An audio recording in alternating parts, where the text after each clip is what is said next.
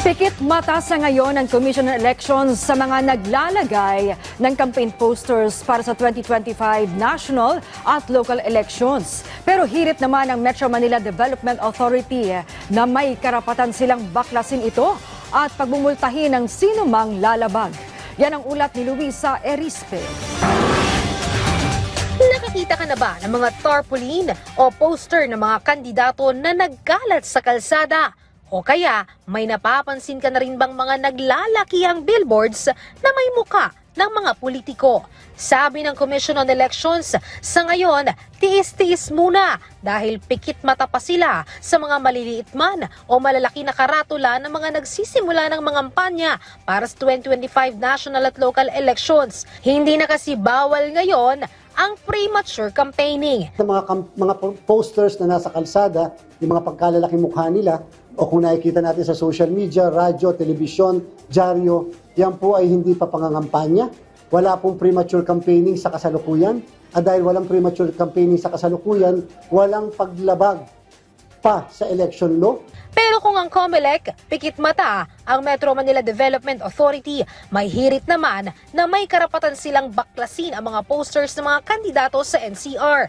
Lalong-lalo na kapag ito ay nasa property ng MMDA o istruktura ng pamahalaan. Kabilang dito ang mga nasa poste, building, overpass at kahit anong ari-arian ng gobyerno na nasasakupan ng MMDA.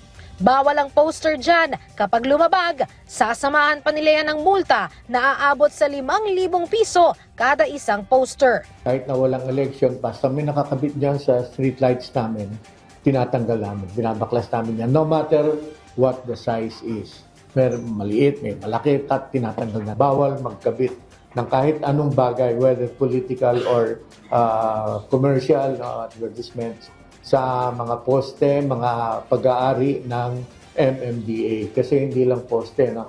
Meron din kaming mga parks dyan, may mga benches, may mga sub-office kami, may mga bakod, no, na MMDA nagpatayo.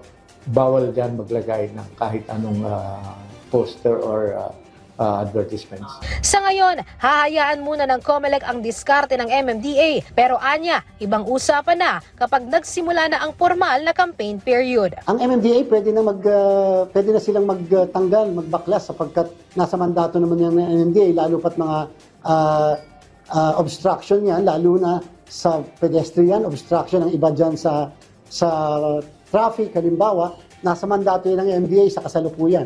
Pero papasok kami kapag nagsimula na ang campaign period. Kaugnay naman ito, lumagda ng isang kasunduan ng COMELEC at MMDA para magtulungan sa pagbabantay sa kaayusan sa preparasyon sa eleksyon. Sa ilalim ng Memorandum of Agreement, ipapagamit ng MMDA sa komisyon ang mga CCTV cameras, body cams, radio at kahit kanilang mobile command center para sa pagbabantay sa halalan. Handa rin tumulong ang mga tauhan ng MMDA sakaling kailanganin ito ng COMELEC. Luisa Erispe para sa Pambansang TV sa Bagong Pilipinas.